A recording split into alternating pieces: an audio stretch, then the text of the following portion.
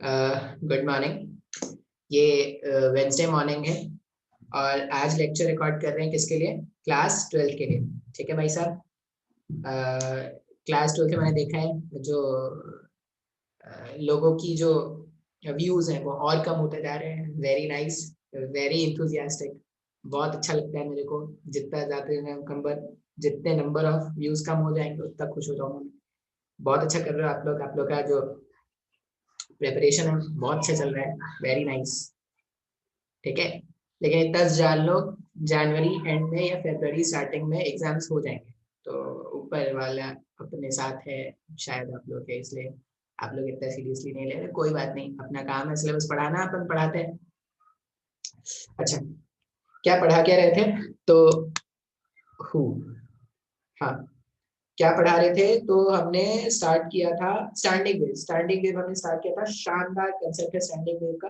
Standing wave में क्या करते थे? एक धागा लेते थे ऐसे, इधर भी डिस्टरबेंस क्रिएट कर रहे थे, इधर भी डिस्टरबेंस क्रिएट कर रहे थे। इधर से भी एक प्रोग्रेसिव वेव चल रहा था, इधर से भी एक प्रोग्रेसिव वेव चल रहा था। उसके कारण से ये जो स्ट्रिंग है, स्ट्रिंग में जो वेव बन के आया था उसको हमने बोला था स्टैंडिंग वेव। अच्छा भाई साहब, अब ये जो स्टैंडिंग वेव बन के आया था उसका इक्वेशन आया था 2a sin kx into cos omega t, ऐसा कुछ आया था। अच्छा, अब ये जो स्टैंडिंग वेव है उसमें याद क्या रखना है? स्टैंडिंग वेव जब बनता है तो कुछ ऐसे पॉइंट्स होते हैं जिनका एम्पलीट्यूड हमेशा जीरो होता है। वैसे पॉइंट्स धागे में जिनका एम्पलीट्यूड हमेशा जीरो होता है, उन पॉइंट्स को हम क्या बोलते हैं? उन पॉइंट्स को हम बोलते हैं नोड्स। ठीक है। अच्छा, उसी तरह कुछ ऐसे भी पॉइंट्स आए थे जिनका एम्पलीट्यूड हमेशा मैक्सिमम होगा, मतलब जिनका एम्पलीट्यूड ट्वाइस ऑफ ए का जा सकता है, हो सकता है ट्वाइस ऑफ ए का। उस तरह के पॉइंट्स को हमने बोला था एंटी नोड्स। इसके अलावा जितने भी पॉइंट्स हैं उनका एम्पलीट्यूड 0 और 2a के बीच में लाई करता है। अच्छा, फिर स्टैंडिंग वेव में और क्या था? जब स्टैंडिंग वेव बनता है तो ऐसा कुछ होता है कि दो नोड्स के बीच की जो एनर्जी है वो कंफाइंड होकर रह जाती है और वेव फॉर्म इस तरह से या इस तरह से या ऐसे उल्टा होकर आपको दिखता रहता है। ये कभी ऐसा बनेगा, कभी सीधा बनेगा, कभी इस तरह से बनता रहेगा। तो ये बनता रहता है, फॉर्म होता रहता है, दिखता रहता है। अब ये जो स्टैंडिंग वेव हमारे पास आया था, स्टैंडिंग वेव हमारे पास आया था, उसमें मैंने आपको थोड़ा जनरलाइजेशन का भी एक वैल्यू बताया था। अब जनरलाइजेशन क्या है? तो मैं स्क्रीन अगर शेयर करना स्टार्ट करूं, शेयर शेयर शेयर, ठीक है। अगर मैं स्क्रीन शेयर करके आपको बताऊं तो हमने बताया था कि जो स्टैंडिंग वेव का इक्वेशन है in general, y equals to A sine omega T, sorry y equals to A sine kx into cos omega T. ये जो इक्वेशन आया था ये एक स्पेशल केस का इक्वेशन आया था। स्पेशल केस का इक्वेशन कैसा था? स्पेशल केस क्या था? हमने एक धागा लिया था, वहां पर एक वेव पल्स ऐसे जनरेट करा रहे थे और इसी धागे में क्या कर रहे थे? एक और वेव पल्स ऐसे जनरेट करा थे। पहला वेव पल्स इधर भाग रहा था, दूसरा वेव पल्स इधर भाग रहा था। इन दोनों के सुपर इम्पोजिशन के कारण जो धागे में वेव पल्स आया था, तो t इक्वल्स टू जीरो पर, t इक्वल्स टू जीरो पर जो वेव फॉर्म है वो ऐसा दिखता। t equals to T by 4 पर वेव ऐसे पूरा सीधा सीधा धागा दिखता। फिर t equals to T by 2 पर कुछ ऐसा दिख रहा था। फिर t इक्वल्स टू 3t/4 पर वापस से सीधा होता और ये रिपीट करता रहता है। इस तरह से अपने को ये वेव फॉर्म दिख रहा था, उसका ये इक्वेशन आया था।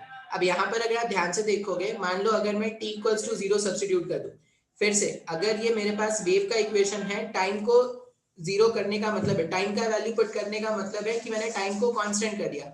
टाइम को कांस्टेंट कर देते हैं तो y और x का रिलेशन होता है। तो यहाँ पर अगर आप t इक्वल्स टू 0 पुट करोगे, at t equals to 0, t equals to 0 put करने पर cos 0 का वैल्यू क्या होता है? cos 0, यहाँ पर हो जाएगा cos और 0, cos 0 का वैल्यू होता है 1, cos 0 वैल्यू 1 पुट करोगे तो y equals to a sin kx, इस तरह का मेरे पास वैल्यू आ जाएगा क्या? अच्छा, अब y equals to a sin kx का ग्राफ जो है, y equals to a sin kx का ग्राफ कैसा दिखता है? तो y equals to a sin kx का ग्राफ कुछ ऐसा दिखता था t इक्वल्स टू 0 पर। t इक्वल्स टू 0 का डायग्राम देखोगे तो ऐसा ही कुछ आया था। याद है क्या अपने को? बिल्कुल सर याद है। अच्छा, फिर हमने क्या किया था? अगर t का अलग अलग वैल्यू पुट करेंगे ना, यहाँ पर जैसे यहाँ पे पुट कर दे, अगर t/4, अगर इसमें टाइम के प्लेस में t/4 पुट कर दूं, तो ये जो मेरे पास वैल्यू है cos ओमेगा के प्लेस में क्या लिख सकते थे? 2 pi upon time period into t divided bye 4। t से t कैंसिल कर दे, ये 1 हो जाएगा, ये 2 हो जाएगा। cos π/2, cos 90 का वैल्यू 0 होता है क्या? अब अगर cos 90 का वैल्यू 0 हो गया, ये 0 हो गया, इसका मतलब हर एक पार्टिकल का जो एम्पलीट्यूड है, अच्छा ये वाला टर्म एम्पलीट्यूड था a sin kx, आप अगर सोर्स से, या अगर आप क्या करोगे, दो नोड्स के बीच में अगर आप बात करोगे, तो दो नोड्स के बीच में अगर आप x का वैल्यू चेंज करना स्टार्ट करते हो तो अलग अलग पार्टिकल्स के एम्पलीट्यूड अलग अलग आते हैं। इस पे भी हमने बात किया था। जैसे यहाँ पर अगर मैं x का वैल्यू लैम्डा बाई 4 सब्स्टिट्यूट करूँ ना, जैसे देखो हमारे पास एम्पलीट्यूड इन जनरल कितना आ गया, एम्पलीट्यूड जो है वो आया था यहाँ पे 2 आया था, 2a sin kx, ये एम्पलीट्यूड है। 2a sin k का मतलब होता है 2 पाई अपॉन लैम्डा, और x के प्लेस में अगर लैम्डा बाई 4 रख दे तो lambda will get cancel from this lambda, ये 1 हो जाएगा, ये 2 हो जाएगा, pi by 2। Sine pi by 2 का वैल्यू होता है 1। अगर साइन पाई बाई 2 का वैल्यू 1 है मतलब इसका एम्पलीट्यूड कितना हो जाएगा, ट्वाइस ऑफ a का हो जाएगा। तो ये जो लैम्डा बाई 4 वाला पार्टिकल है उसका एम्पलीट्यूड मैक्सिमम है और कितना हो सकता है, ट्वाइस ऑफ a का हो सकता है। ये लैम्डा बाई 4 वाले पार्टिकल्स को ही एंटीनोड्स कहते थे। अच्छा, अब अगर मैं यहाँ पर बोलूँ कि मेरे पास t का वैल्यू, अगर मैं बोल रहा हूँ कि मेरे पास t का वैल्यू कैपिटल T बाई 2 है, तो ये मेरे पास सॉल्व करने पर कितना आ रहा है, cos पाई बाई 2। ये जल्दी जल्दी बता रहा हूँ क्योंकि इससे पहले वाले लेक्चर में ये सब कुछ बताया था। ये दोबारा से बस इसलिए रिपीट कर रहा हूँ क्योंकि इससे पहले वाले लेक्चर में थोड़ा सा कंफ्यूजन हो गया था मेरे से, इसलिए दोबारा से रिपीट कर दे रहा हूँ कि आपको कंफ्यूजन आ रहा है। अब अगर cos पाई बाई 2 का वैल्यू सब्स्टिट्यूट करोगे तो cos 90 जीरो होता है। जीरो अगर आप किसी भी नंबर पे मल्टीप्लाई कर दो, अगर इसका एम्पलीट्यूड जीरो था, जीरो मल्टीप्लाइड बाई जीरो, अगर इसका amplitude twice of A multiplied by zero, हर कुछ जीरो होगा। तो अगर t equals to T by 4 का धागा देखोगे तो धागा आपको ऐसा दिखेगा। तो इस तरह से वेव फॉर्म बनते जा रहा था। अब यहाँ पर अलग अलग टाइम पर अलग अलग वेव फॉर्म बनाया जा सकता है।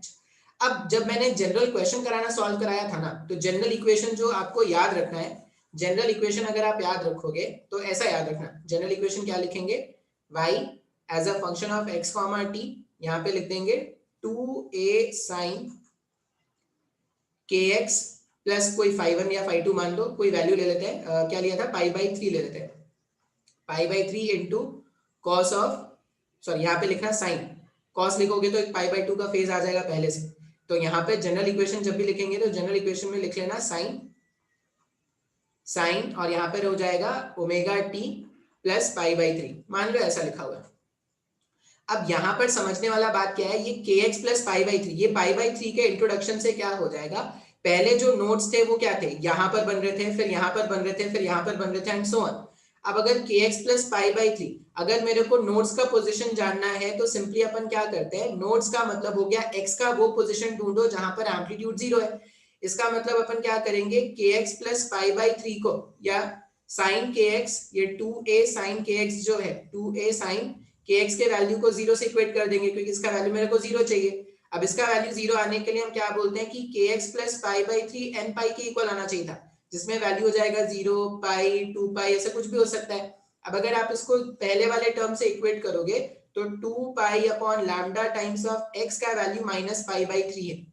पाई से पाई अगर आप कैंसिल कर दोगे तो एक्स का वैल्यू आ जाएगा minus of lambda divided by 6। मतलब अब जो पहला जो एंटी नोट, सॉरी पहला जो नोट मिल रहा है वो क्या है, माइनस लैम्डा बाई 6, यहाँ कहीं पे मिल रहा है क्या, तो जो वेव फॉर्म है वो इस तरह से ऐसे स्टार्ट करेगा। नेक्स्ट अगर ढूंढना है तो यहाँ पे लैम्डा बाई 2 ऐड कर दो, इस तरह से नोट्स और एंटी नोट्स का पोजीशन मिल जाएगा। तो ये जो पहला टर्म है, ये जो पहला टर्म है, ये एम्पलीट्यूड वाला, वो आपको क्या करेगा, हमेशा नोट्स और एंटी नोट्स के पोजीशन लोकेट करने में हेल्प करेगा। फिर ये क्या करता है भाई साहब, तो ये आपको क्या करता है, इनिशियल फेज फाइंड आउट करने में हेल्प करता है। अब यहाँ पर अगर देखोगे तो t इक्वल्स टू 0 पर, अगर मैं बोलूं कि t इक्वल्स टू 0 पर पार्टिकल का क्या इनिशियल फेज है बताओ, तो जैसे ही मैं t को 0 पुट करूंगा साइन पाई बाई 3 आ जाएगा। साइन पाई बाई 3 मतलब हो जाएगा साइन 60 डिग्री, साइन 60 का वैल्यू रूट 3 बाई 2 होता है क्या। इसका मतलब जिस पार्टिकल का एम्पलीट्यूड 2a होना था, जिस पार्टिकल का एम्पलीट्यूड 2a होना था, वो 2 इक्वल्स टू 0 पर कितने पे है, वो रूट 3a पर है क्या। बात समझ में आ रहा है। तो जैसे यहाँ पर ये वाला जो पार्टिकल है, अगर इसका एम्पलीट्यूड 2a का होना था तो ये अभी कितने पोजीशन पर है, ये रूट 3 बाई 2 के पोजीशन पर है। तो इस तरह का वेव फॉर्म कुछ दिखेगा। इस तरह के एनालिसिस मैंने इससे पहले वाले लेक्चर में कराए थे, थोड़ा सा मिस्टेक हो गया था मेरे से। जनरलाइज जब आपको करना है तो यहाँ पे साइन का टर्म रहने देना, कॉस का मत रहने देना। अगर आप कॉस का रहने दोगे, अगर बोले नहीं सर मेरे को तो कॉस में ही लिखना है, तो कॉस में लिखोगे तो आप इनिशियल फेज यहाँ से मानोगे, इनिशियल फेज यहाँ से मानोगे, या आप ऐसा समझ लो ये साइन वाले टर्म में जब पाई बाई 2 ऐड कर देते हो वो कॉस वाले टर्म आ जाता है। तो फेज की कहानी मैंने एसएचएम में समझाई है, तो इससे ज्यादा कंफ्यूजन नहीं होना चाहिए, और अगर फिर भी कंफ्यूजन होता है तो आप पूछ सकते हैं। अच्छा, अब अपने को क्या करना है, ये जो मैंने स्टैंडिंग वेव हमने देखा ना, इन स्टैंडिंग वेव का एप्लीकेशन देखना है। तो हम बात करेंगे स्टैंडिंग वेव ऑन स्ट्रिंग के बारे में। Standing wave on string. अब ये जो टॉपिक मैं पढ़ाऊंगा इसी से एग्जाम में क्वेश्चन आते हैं। इससे पहले जो मैंने टॉपिक पढ़ाया उसमें इंटेंसिटी पावर ये सब इंपॉर्टेंट था। फर्स्ट का जो स्टार्टिंग का एक दो लेक्चर था वो इंपॉर्टेंट था। अब इंपॉर्टेंट है बीच के जो पार्ट है वो पढ़ाए जाते हैं, लेकिन इतना ज्यादा क्वेश्चन नहीं आता। मतलब अब ऐसा मत बोला कि सर आपने बोला है नहीं पढ़ने को तो नहीं पढ़े, पढ़ना है, लेकिन क्वेश्चन की जो पॉसिबिलिटी होती है वो यहाँ से ज्यादा आती है। Standing wave on a string, standing wave on a string. अब ये standing wave on a string में हम सबसे पहले देखते हैं standing wave between two fixed ends.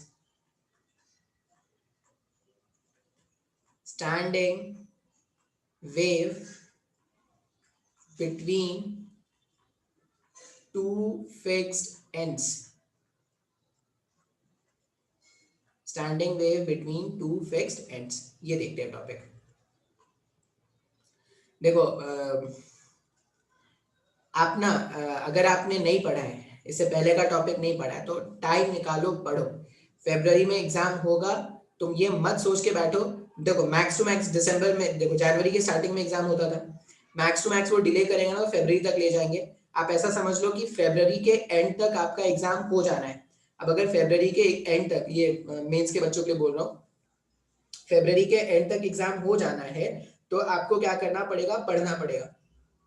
मैंने, मेरे फ्रेंड्स बहुत जगह हैं, मैंने अपने सारे फ्रेंड्स से पूछा है, तो वहां पे सब जगह की अभी ना बच्चों की जो हालत है वो ऐसे ही है कि वो सोचते नहीं जब लॉकडाउन खुलेगा तो पढ़ेंगे। लेकिन वहां पर भी सब जगह जो बात होती है, वहां पे बच्चे ऐसे हैं जो लॉकडाउन वॉकडाउन को नहीं देख रहे थे, उनको पढ़ना है तो पढ़ना है। तो आप ऐसा मत सोचना कि लॉकडाउन हो गया है गवर्नमेंट ये कर देगा वो कर देगा, कुछ नहीं होने वाला। क्योंकि अगर गवर्नमेंट ज्यादा डिले करेगा तो उसको नेक्स्ट सेशन में प्रॉब्लम हो जाएगा। तो इसलिए ऐसा मत समझिए कि आपका जो एग्जाम है वो पोस्टपोन होकर मार्च अप्रैल में जाके एग्जाम होगा। एग्जाम जो है वो फरवरी में हो जाएगा, पहला वाला मेंस अटेम्प्ट। दूसरा वाला जो मेंस अटेम्प्ट है वो मई या जून के आसपास में हो जाएगा। तो बहुत से बहुत अगर डिले होने वाला है तो 2 मंथ का डिले होगा, उसके बाद सारा कुछ हो जाएगा। मेडिकल का एग्जाम एज यूजुअल मई में होना है, बहुत होगा तो 15 डेज का डिले होगा, तो मेडिकल का एग्जाम भी हो जाएगा। अब आप देख लो कि आप कहाँ पर स्टैंड करते हो और आपकी क्या पोजीशन है अभी। आप नहीं पढ़ोगे आपके रिजल्ट खराब होगा, क्योंकि अभी देख लो वो लॉकडाउन था, ये था वो था, क्या क्या कहानियां बता रहे थे। और मार्क्स इस बार जो आए हैं बच्चों के, मेडिकल वालों ने तो अलग ही फोड़ दिया है, जेई वाले भी अलग लेवल पे चल रहे हैं। पहले जो 50% मार्क्स लाने पर अच्छा खासा रैंक हो जाता था, 50% रैंक लाने पर अभी क्या हो रहा है, 50% पहले जो मार्क्स होते थे ना उसमें 10,000 के अंदर रैंक आ जाते थे बच्चों के। अभी 50,000 मार्क्स में मैंने देखा है कि 29,000 25,000 के आसपास आ रहे हैं बच्चे। तो अब बहुत लोग का ये होता है कि सर मेरे को तो सीएस चाहिए, मेरे को तो कंप्यूटर साइंस चाहिए आईआईटी बॉम्बे में। तो भाई मेहनत करो, चाहिए अच्छी बात है, ड्रीम करना बहुत अच्छी बात है, लेकिन उसके लिए क्या होता है ना, मेहनत करना पड़ता है। Standing wave between two fixed ends, दो फिक्स्ड एंड्स के बीच में अपने को क्या करना है, स्टैंडिंग वेव। और ये रोना तो मत गाना सर मेरा सिलेबस नहीं हुआ, ये नहीं हुआ वो नहीं हुआ। सिलेबस मैंने जितना पढ़ा दिया है पहले उतना पढ़ लो। और सिलेबस खत्म करना मेरा बस का, सिलेबस खत्म करना मेरा टेंशन है, मैं खत्म करूंगा। मैं चाहूँ तो हड़बड़ी में पढ़ा के सब कुछ खत्म कर सकता हूँ, सारा गुड़ गोबर कर दूंगा मैं अगर बोलोगे तो ये रोना मत गाना कि सर मेरा सिलेबस नहीं हुआ है, जितना हुआ है उतना पढ़ के जाओ। बहुत कुछ पढ़ा दिया है, अभी अभी तक जितना पढ़ा दिया है उसमें 70% के क्वेश्चन तुम सॉल्व कर सकते हो अपने एग्जाम के। तो ये मत रोना गाना करना कि सर सिलेबस नहीं हुआ, सिलेबस नहीं हुआ। सिलेबस नहीं हुआ मेरे को पता है, आपसे ज्यादा मेरे को टेंशन है। अभी नहीं हुआ है लेकिन हो जाएगा, आप विश्वास रखिए। जनवरी 10 तक सिलेबस खत्म हो जाएगा अच्छे से। अब आप देख लो कि आप कितना प्रैक्टिस कर पाते हो। स्टैंडिंग वेव बिटवीन, फिर से बहुत ज्यादा इंपॉर्टेंट होगा मेरा नोट्स, बहुत ज्यादा इंपॉर्टेंट है नोट्स, क्योंकि वो सबसे आसान तरीका होगा रिवीजन करने का। नोट्स अगर आपके ढंग का है तो आप बहुत ही आसानी से रिवीजन कर सकते हो। अब अगर आप ये सोचोगे कि सर ने तो यूट्यूब में लेक्चर डाल दिया है जब मर्जी करेगा देख लेंगे, तो गलत सोच रहे हो भाई साहब। यूट्यूब में लेक्चर देखने में, 1 घंटे का लेक्चर देखने में आपको 1.5 घंटे लग जाएंगे, लेकिन 1 घंटे का लेक्चर आपको अगर कॉपी में नोट्स बना के रखा हुआ है तो हार्डली 10 से 15 मिनट में आप रिवाइज कर सकते हो। इंपॉर्टेंट ये नहीं है कि आप नोट्स कितने बार पढ़ रहे हो, इंपॉर्टेंट ये है कि नोट्स को देखकर आपने कितने क्वेश्चंस अटेम्प्ट किए। एग्जाम में उसी का सिलेक्शन होगा जिसका रिवीजन तगड़ा है, जिसने क्वेश्चन अच्छे खासे सॉल्व करके रखे। तुम अगर ज्यादा नहीं भी करते, अगर तुम ज्यादा नहीं भी करते तो मेडिकल वाले बच्चे डीसी पांडे और जेई वाले बच्चे एचसी वर्मा, अगर ज्यादा वो नहीं भी करे तो इतना कंप्लीट करना पड़ेगा। चलिए भाई साहब स्टार्ट करते हैं।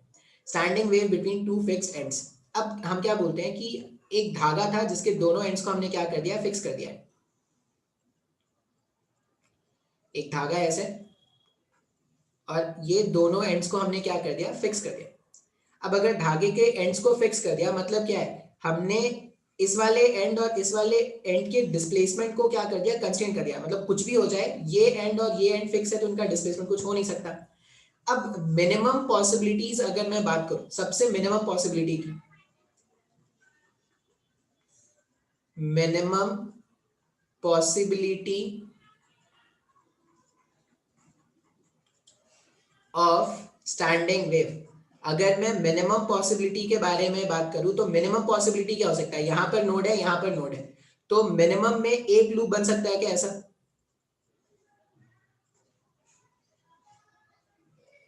स्टैंडिंग वेव का मिनिमम में एक लूप ऐसे बन सकता है। अब बोलोगे सर आप ये हमेशा ऐसा क्यों बनाते हो, क्योंकि एट अ टाइम कोई एक होगा, एट अ टाइम या तो ये है या ये है या ये है या बीच में कहीं पर होगा। लेकिन जब आप देखोगे तो सिंस ये इतना फास्ट होता है तो हम इसको प्रिडिक्ट नहीं कर पाते अलग अलग, इसलिए जब भी हम बनाएंगे तो ऐसा ही बनाएंगे। एक्चुअल में ये स्टैंडिंग वेव जो पढ़ रहे थे ना वही है, बस हमने क्या कर दिया, दो फिक्स्ड एंड्स के बीच में देख रहे हैं। अब मान लो ऐसा गिवन है कि यहां से यहां का लेंथ जो है वो एल का है। अच्छा ये भी नोड है, ये भी नोड है, दो नोड के बीच में जो गैप होता है, दो नोड्स के बीच में जो गैप होता है वो लैम्डा बाई 2 का होता है क्या? इसका मतलब ये जो एल लेंथ है वो लैम्डा बाई 2 के करस्पॉन्डिंग है। बोल बिल्कुल सही। तो हम ये भी बोल सकते हैं ना कि लैम्डा जो होगा वो 2 टाइम्स ऑफ एल के बराबर होगा। बिल्कुल सर बोल सकते हो आप। अच्छा अब अगर ये धागा है, अगर ये धागा है और मान लिया जाए धागे में टेंशन टी का है और मास पर यूनिट लेंथ म्यू का है, तो जो वेव वेलोसिटी होगा या जो डिस्टरबेंस फैलने का जो रेट होगा वो t divided by mu root over में लिख सकते हैं ऐसा। बिल्कुल। अब मेरे पास ना वेवलेंथ है और मेरे पास वेव वेलोसिटी, हम फ्रीक्वेंसी भी कैलकुलेट कर सकते हैं। तो अगर मैं फ्रीक्वेंसी कैलकुलेट करूं तो फ्रीक्वेंसी का फॉर्मूला होता था wave velocity divided by wavelength. इसका मतलब जो फ्रीक्वेंसी आएगा वो कितना आ जाएगा, वेव वेलोसिटी। वेव वेलोसिटी कितना है हमारे पास, जो वेव वेलोसिटी है वो t डिवाइडेड बाय म्यू है। अच्छा और लैम्डा के प्लेस में 1/12 रख सकते हैं क्या? बिल्कुल सर जी रख सकते हैं। तो ये मिनिमम पॉसिबिलिटी थी, मतलब मिनिमम फ्रीक्वेंसी जो इन दोनों एंड्स के बीच में जनरेट किया जा सकता है वो इस तरह का होगा 1/12 root over t divided by mu. अच्छा अब मैं इसको बिना इरेज किए ना, मैं इसको बिना इरेज किए सेकंड केस की तरफ बढ़ता हूँ कि सेकंड केस क्या हो सकता है। ये मान लो ये फर्स्ट केस था, ये जो मिनिमम पॉसिबिलिटी था वो क्या था, फर्स्ट केस। अब सेकंड केस क्या हो सकता है उसके बारे में बात करते हैं। तो थोड़ा बहुत इरेज करेंगे, थोड़ा बहुत इरेज करेंगे, थोड़ा बहुत रहने देंगे। एक तो मेरे कॉलोनी के बच्चे इतना खेलते हैं ना, और अभी तक दिवाली मना रहे, पता नहीं अभी तक दिवाली मना रहे हैं लोग। कभी अनार, कभी ये, कभी वो, खूब पैसे प्यार लगा रहे हैं लोग। मैं जलता नहीं, ऐसा नहीं बोलना कि मैं जल रहा हूँ, लेकिन पता नहीं भाई इतना क्या खुशी दिवाली का। हाँ अब अगर मैं सेकंड केस के बारे में बात करूं, सेकंड केस, सेकंड केस के बारे में अगर बात करेंगे तो मिनिमम में एक लूप बना दिया, सेकंड केस में क्या हो जाएंगे, दो लूप हो जाएंगे। अगर दो लूप होंगे तो ऐसा कुछ डायग्राम दिखेगा क्या, जो धागा है, धागा जो है ऐसा कुछ दिखने वाला है। बात समझ में आ रहा है, ये नोड हो गया, यहाँ पे बीच में एक नोड हो गया, यहाँ पर भी एक नोड हो गया। इसका मतलब अब जो एल लेंथ है वो क्या होगा, यहां से यहाँ लैम्डा बाई 2, यहाँ से यहाँ लैम्डा बाई 2। अब एल लेंथ जो है वो लैम्डा के बराबर है क्या? अगर एल, अब लैम्डा कैसे लिखा, lambda by 2 plus lambda by 2, जब आप ऐड करोगे तो एल जो लेंथ है वो लैम्डा की इक्वल आ गया। बिल्कुल सही। वेव वेलोसिटी तो अभी भी वही होगा, वेव वेलोसिटी क्या है, अभी भी वही होगा, क्योंकि हमने धागे को फिक्स करके रखा है, ये धागा चेंज नहीं कर रहे हैं, ऐसे फिक्स करके रख दिया है। हम क्या कर रहे हैं, मिनिमम पॉसिबिलिटी था कि एक लूप बने, सेकंड पॉसिबिलिटी देख रहे हैं कि दो लूप बन जाए, तो धागा वही है, टेंशन वही होगा, वेव वेलोसिटी वही होगा। अब अगर मैं सेकंड केस का, अगर मैं सेकंड केस का फ्रीक्वेंसी कैलकुलेट करूं तो सेकंड केस के फ्रीक्वेंसी को मैं लिख रहा हूं f2। f2 हो जाएगा, वेव वेलोसिटी तो अभी भी वही है t डिवाइडेड बाय म्यू, और l के सॉरी लैम्डा के प्लेस में 1/l लिख सकते हैं क्या? बिल्कुल सर लिख सकते हैं। अब अगर ये पहले वाले केस का फ्रीक्वेंसी और देखोगे और सेकंड वाले केस का फ्रीक्वेंसी देखोगे ना, तो पहले वाले फ्रीक्वेंसी को अगर 2 से मल्टीप्लाई कर दिया जाए तो सेकंड वाला फ्रीक्वेंसी आ जाएगा क्या? बिल्कुल सही। अब ये ना यहाँ पे कुछ नाम है, कुछ नाम नॉमेनक्लेचर है, ये मैंने नहीं रखा, ये आप मेरे को किसी ने बताया था, मेरे को याद है, आपको भी मैं बता रहा हूँ, आपको याद रख लेना है क्योंकि क्वेश्चन ऐसे ही आएंगे, ऐसे ही पूछ जाएंगे। ये जो पहला या मिनिमम पॉसिबिलिटी का फ्रीक्वेंसी होता है ना, उसको हम क्या बोलते हैं? Fundamental frequency. फंडामेंटल फ्रीक्वेंसी, ये जो मिनिमम पॉसिबिलिटी का फ्रीक्वेंसी होता है उसको हम क्या बोलते हैं? फंडामेंटल फ्रीक्वेंसी, या इसको हम क्या बोलते हैं? First harmonic. इसको हम क्या बोलते हैं? First harmonic. बात समझ में आ रहा है? या तो आप उसको फंडामेंटल फ्रीक्वेंसी के नाम से आप सुनोगे, या आपको क्वेश्चन में ये फर्स्ट हार्मोनिक के नाम से मिलेगा। ये याद करने का है। देखो जो भी टफ वाला पोर्शन था वो तो मैंने बता दिया, अब जो है ना वो सिर्फ याद कर लो, क्वेश्चन सॉल्व कर लो, ऐसा ही है। फंडामेंटल फ्रीक्वेंसी या फर्स्ट हार्मोनिक। अच्छा, फिर ये F2 को क्या बोलेंगे सर? F2 को बोलते हैं, अब देखो यहां पर अगर देखोगे तो फर्स्ट हार्मोनिक में ये जो टर्म था, ये जो टर्म है, इस टर्म में जितने से मल्टीप्लाई करते हैं ना उतना हार्मोनिक हो जाता है। जैसे फर्स्ट हार्मोनिक में यहाँ पे क्या कर रहे हैं? सेकंड वाले केस में 2 से मल्टीप्लाई कर रहे हैं क्या? अगर फर्स्ट हार्मोनिक में 2 से मल्टीप्लाई कर देंगे तो ये टर्म आ जाएगा, तो इसको हम बोलते हैं सेकंड हार्मोनिक। फर्स्ट हार्मोनिक में जितने से मल्टीप्लाई कर दोगे वही तुम्हारा क्या हो जाएगा? nth हार्मोनिक हो जाएगा। जैसे यहाँ पर फर्स्ट हार्मोनिक में 2 से मल्टीप्लाई किया तो सेकंड हार्मोनिक है। और इसको क्या बोलते हैं? इसको बोलते हैं ओवरटोन। कौन सा ओवरटोन? First overtone. अभी ओवरटोन क्या है? First overtone. अगर देखोगे तो जो बेसिक लूप था उसमें ऐसा था डायग्राम, तो बेसिक लूप 1 का था, बेसिक से जितना एक्स्ट्रा लूप होता है ना उतना ओवरटोन होता है। ये लिखने का तरीका है, मैंने और आपने नहीं बनाया है, आपको याद रखना है। जैसे बेसिक में 1 लूप था, ठीक है, अब बेसिक से कितना ज्यादा लूप सेकंड केस में हो रहा है? तो बेसिक से 1 ज्यादा लूप है, तो इसको हम क्या बोलेंगे? First overtone. मतलब ये जो सेकंड केस का फ्रीक्वेंसी है, आप इसको सेकंड हार्मोनिक, हम इसको सेकंड हार्मोनिक क्यों बोल रहे हैं? क्योंकि फंडामेंटल फ्रीक्वेंसी में मैं अगर 2 मल्टीप्लाई कर दूं तो मेरे को ये हार्मोनिक मिल जाएगा, तो इसलिए हमने इसको बोल दिया हमने सेकंड हार्मोनिक। अच्छा, फिर इसको फर्स्ट ओवरटोन क्यों बोल रहे हैं? बेसिक लूप में कितना एक्स्ट्रा लूप है उसके अकॉर्डिंग इसका ओवरटोन डिसाइड करते हैं। तो बेसिक लूप में 1 लूप एक्स्ट्रा था तो इसको हमने बोल दिया फर्स्ट ओवरटोन। मेरे को सर नहीं समझ में आया, नहीं समझ में आया? अभी ना थर्ड केस बताऊंगा तो शायद समझ में आ जाए। थर्ड केस में क्या करते हैं, मेरे को इसको अच्छे से इरेज करना पड़ेगा। थर्ड केस में अब क्या हो जाएगा? सेकंड केस में हमारे पास कितने लूप बन रहे थे? 2 लूप बन रहे थे, 2 लूप बन रहे थे। थर्ड केस में क्या हो जाएगा? 3 लूप बनने स्टार्ट हो जाएंगे, ऐसा कुछ।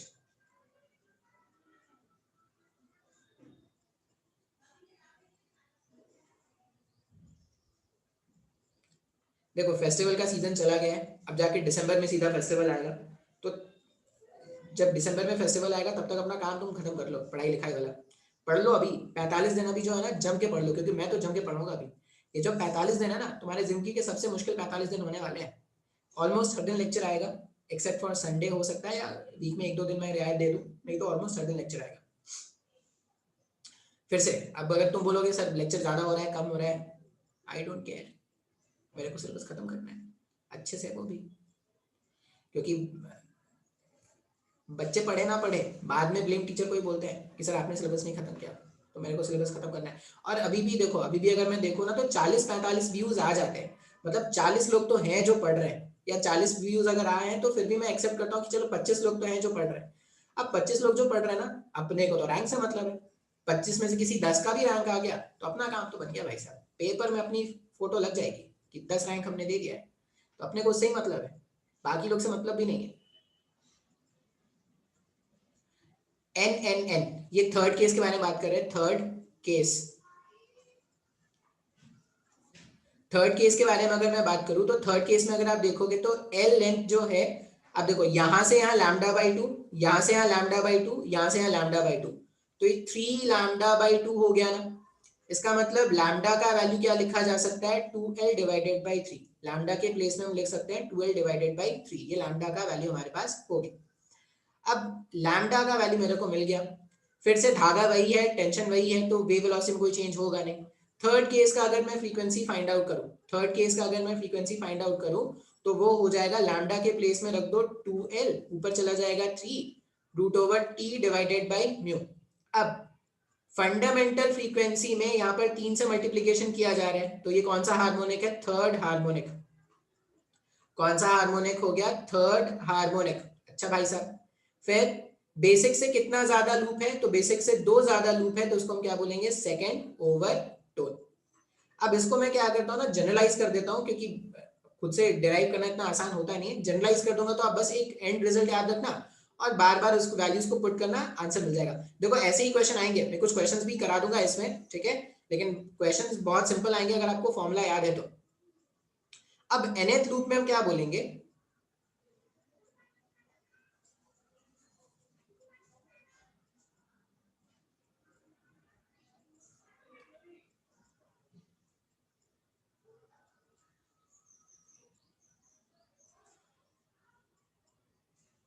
आज मेरे एक फ्रेंड की शादी थी, मैं नहीं गया।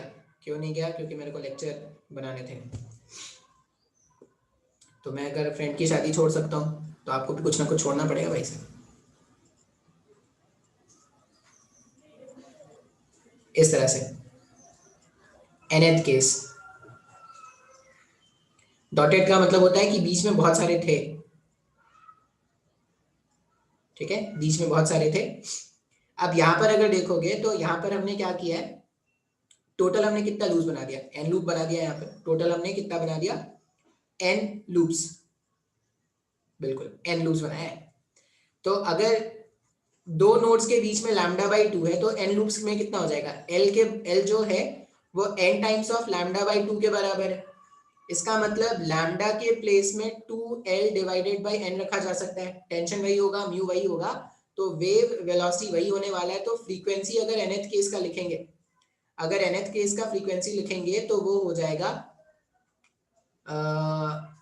n upon 2l root over t divided by mu. अब यहाँ पर अगर आप देखोगे ना तो मैंने क्या किया है, फंडामेंटल फ्रीक्वेंसी को n से मल्टीप्लाई करके रख रहे हैं। तो ये कौन सा हार्मोनिक हो गया? nth harmonic. ये हो जाएगा nth हार्मोनिक। अच्छा, बेसिक से कितना ज्यादा लूप है? तो बेसिक से अगर n लूप से, तो बेसिक से एक कम लूप है, तो ये हो जाएगा n minus 1th over tone. अब पता है एग्जाम में क्वेश्चन, अगर मेडिकल के बच्चे हैं तो मेडिकल के बच्चे ऐसे बोलेंगे कि थर्ड हार्मोनिक का क्या फ्रीक्वेंसी है, लेंथ और टेंशन इतना है, म्यू इतना है, तो थर्ड हार्मोनिक का क्या फ्रीक्वेंसी? थर्ड हार्मोनिक का फ्रीक्वेंसी n के प्लेस में थर्ड डाल दो, n के प्लेस में थर्ड पुट कर दोगे, सॉल्व करोगे, आंसर आ जाएगा।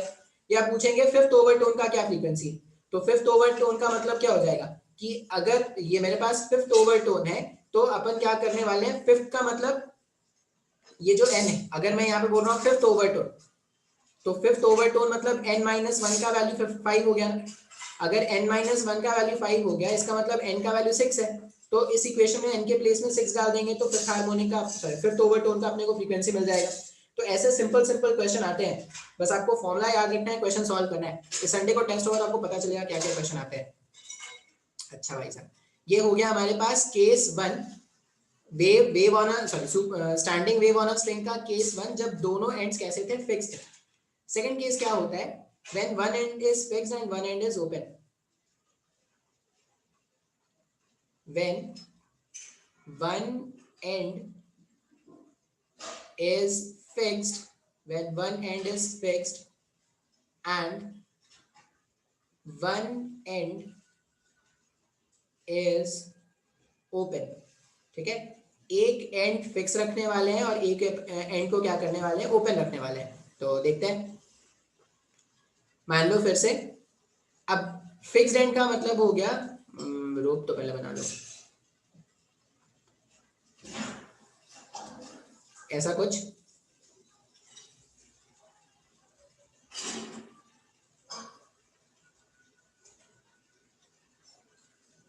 ये हो गया। अब ये वाला एंड तो हमने फिक्स कर दिया। ओपन एंड अगर याद हो या फ्री एंड आपको, fix and one and is open, open मतलब फ्री एंड। फ्री एंड का मतलब होता था जब हम क्या करते थे, एक मासलेस रिंग को अटैच करते थे। इस तरह से हमने क्या कर दिया, यहाँ पर एक मासलेस रिंग को अटैच कर दिया। अब अगर मैं मिनिमम पॉसिबिलिटी के बारे में बात करूं, तो मिनिमम पॉसिबिलिटी,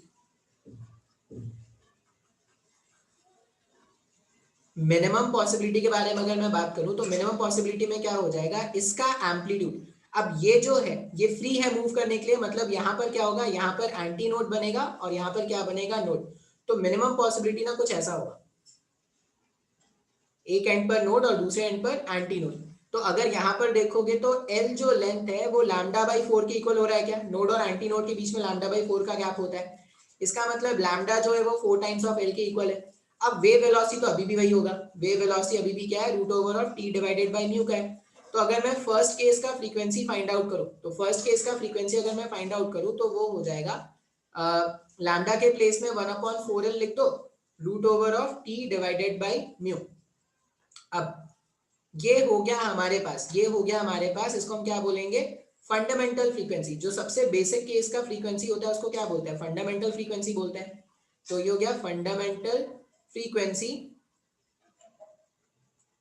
या फर्स्ट हार्मोनिक, फंडामेंटल फ्रीक्वेंसी या फर्स्ट हार्मोनिक, पहला केस हो गया, ठीक है। अच्छा भाई साहब, सेकंड केस देखते हैं। सेकंड केस के बारे में अगर बात करें तो सेकंड केस में क्या होगा, इसमें दिमाग लगाने का है नहीं, इसमें चुपचाप से याद रख लेने का है सिर्फ।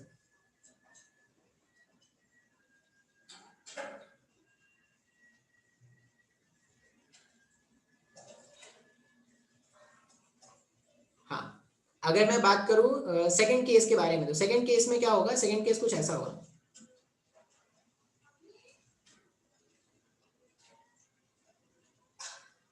डायग्राम ये मछली के जैसा डायग्राम बना है, ठीक है। अब सेकंड केस में अगर देखोगे तो एल जो है यहां से यहां तक, अगर नोड है, ये भी नोड है, तो लैम्डा बाई 2, यहां से यहां तक lambda by 2 plus lambda by 4, 2 से मल्टीप्लाई करके 2 से डिवाइड कर सकते हैं, तो 2 लैम्डा बाई 4 और लैम्डा बाई 4, एल जो है वो 3 लैम्डा बाई 4 की इक्वल आ रहा है। इसका मतलब लैम्डा जो है वो 4L डिवाइडेड बाई 3 आ गया क्या। तो अगर मैं सेकंड केस का फ्रीक्वेंसी फाइंड आउट करूंगा तो वेव वेलोसिटी तो t डिवाइडेड बाई म्यू का होना है, लैम्डा के प्लेस में अपन क्या कर सकते हैं, 3 डिवाइडेड बाई 4L इस तरह से लिख सकते हैं। अब अगर देखोगे तो फंडामेंटल फ्रीक्वेंसी में यहाँ पर 3 से मल्टीप्लाई कर रहा है, मतलब ये थर्ड हार्मोनिक होगा क्या, ये क्या होगा, थर्ड हार्मोनिक, थर्ड हार्मोनिक। या बेसिक से कितना ज्यादा लूप था, तो बेसिक से एक ज्यादा लूप है, तो इसको हम बोलेंगे फर्स्ट ओवर टोन। क्लियर है क्या सर, नहीं समझ में आया, एक और एग्जांपल करके देखते हैं, एक और एग्जांपल करके देखेंगे, वो समझ में आ जाएगा।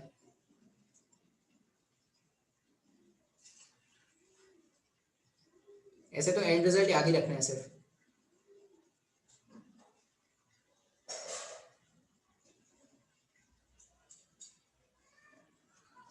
थोड़ा आड़ा टेढ़ा डायग्राम हो सकता है, लेकिन डायग्राम समझने से, मतलब डायग्राम से ज्यादा जरूरी है उसका समझना, उसका अंडरस्टैंडिंग।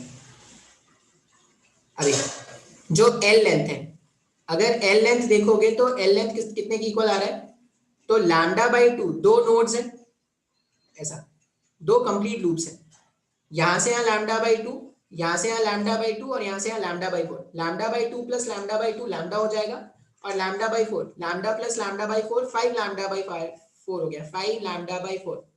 इसका मतलब जो लैम्डा है, लैम्डा का वैल्यू हो जाएगा 4L, हाँ 4L डिवाइडेड बाई 5, लैम्डा का वैल्यू कितना हो गया, 4L डिवाइडेड बाई 5।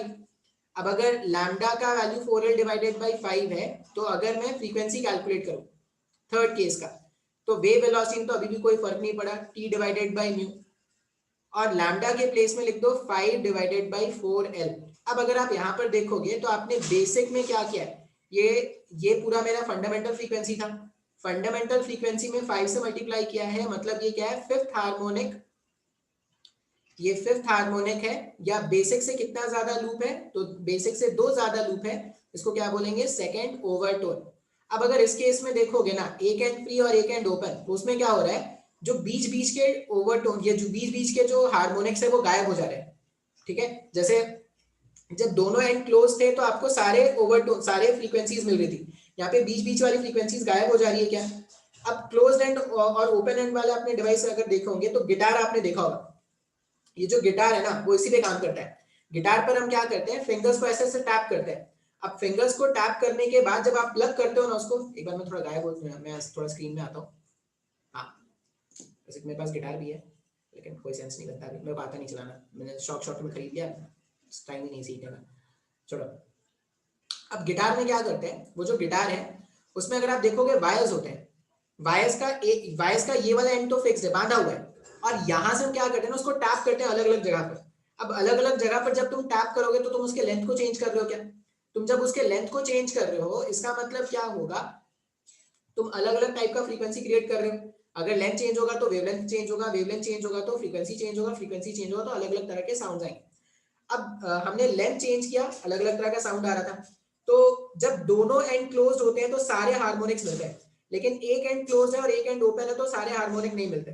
तो इसलिए जब जो भी डिवाइसेस होते हैं ना जो इस तरह के वायर्स पे काम करते हैं, जैसे वायलिन हो गया, गिटार हो गया, सितार हो गया, इस तरह के जो भी डिवाइसेस हैं वो सारे के सारे devices closed, both side closed वाले स्ट्रिंग के जैसे काम करेंगे, क्योंकि वहां पर सारे हार्मोनिक्स मिलते हैं, मतलब जो साउंड होगा वो ज्यादा म्यूजिकल क्रिएट किया जा सकता है। अच्छा, अब अगर मैं इसका nth केस के बारे में बात करूं, अगर मैं इसके nth केस के बारे में बात करूं तो फिर से मैं डायग्राम को थोड़ा इरेज करूंगा, यहाँ पे आपको यहीं से समझ में आ जाएगा, डॉटेड डॉटेड दिखा दो। अच्छा, अब यहाँ पर कितने हैं, n लूप से मान लो, यहाँ पर n लूप और एक आधा लूप। फिर से अगर मैं l का वैल्यू फाइंड आउट करूं पहले,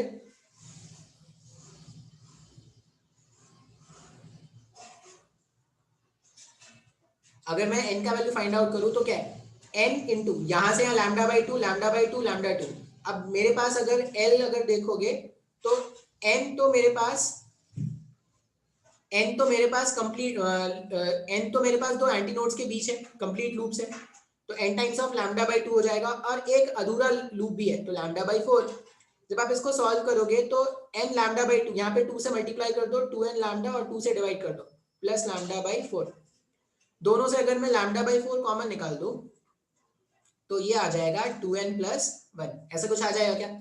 इसका मतलब जो लैम्डा का वैल्यू हम ढूंढ के लाएंगे वो हो जाएगा 4l divided by 2n plus one. अब अगर फ्रीक्वेंसी फाइंड आउट करोगे तो स्पीड ऑफ वेव में तो कोई चेंज आया नहीं, लैम्डा के प्लेस में लिख दो 2n plus one times divided by 4l। अब फिर से फंडामेंटल फ्रीक्वेंसी में 2n प्लस वन मल्टीप्लाई कर रहे हैं तो ये कौन सा हार्मोनिक है, 2n प्लस वन हार्मोनिक, ये 2n प्लस वन हार्मोनिक है, और बेसिक से कितना ज्यादा लूप है, तो बेसिक से n लूप ज्यादा है ना, तो ये हो जाएगा nth ओवर टोन। बात समझ में आ रहा है? अब ध्यान देने वाली बात क्या है कि अगर एक एंड क्लोज है और एक एंड ओपन है तो यहाँ पर सिर्फ ऑड हार्मोनिक्स मिलेंगे, सिर्फ ऑड हार्मोनिक्स मिलेंगे, 3, 5, 7, 9, 11 इस तरह के हार्मोनिक्स मिलेंगे। और ओवरटोन, अब यहाँ पर आप इसको जनरलाइज करने का सोचोगे तो अगर n लूप्स थे तो n ओवरटोन, अगर 2 लूप्स होते तो 2 ओवरटोन, अगर एक लूप एक्स्ट्रा था तो फर्स्ट ओवरटोन। इस तरह से हमारे पास क्या होगा, अलग अलग वैल्यूज आएंगे। अब इसमें क्वेश्चंस आपको मिल जाएंगे, डायरेक्ट क्वेश्चंस मिल जाएंगे, ठीक है। कुछ अच्छे क्वेश्चन जो मैकेनिक्स इन्वॉल्व करके बनेंगे वो भी मैं कोशिश करता हूँ सॉल्व कराने का, लेकिन एट द एंड अगर आप सोचोगे ना तो आपको ये फॉर्मूलाज याद रखने हैं। क्वेश्चन क्या पूछते हैं कि सपोज ऐसा, third harmonic of and one and close and one and open is equal to second harmonic of two end closed and two end sorry both the end closed, दोनों के फ्रीक्वेंसीज को compare कर लो, तो f1 f2 calculate कर लो, compare कर लो। अगर आपको tension पता है, म्यू पता है, या टेंशन और म्यू अगर दोनों धागों में सेम है, एक बार एंड को फिक्स रख रहे हैं, एक बार एंड को क्लोज रख रहे हैं, तो बस यही तो समझना है कि nth हार्मोनिक का मतलब क्या है, 2n प्लस वन हार्मोनिक का मतलब क्या है, ये तो समझना है। अच्छा, यहाँ पर हमने स्टार्ट कहाँ से किया है, n इक्वल्स टू 0 से स्टार्ट किया, ये बात याद रखेंगे। n इक्वल्स टू 0 से स्टार्ट किया ना, n इक्वल्स टू 0 पर क्या हो जाएगा, 2n प्लस वन है, n इक्वल्स टू 0 पर फर्स्ट हार्मोनिक, हाँ n इक्वल्स टू 0 से स्टार्ट किया बिल्कुल। अभी मैं स्क्रीन पॉज करता हूँ, मैं कुछ क्वेश्चंस देखता हूँ, क्वेश्चंस कराता हूँ, फिर अपन आगे साउंड वेव पढ़ेंगे।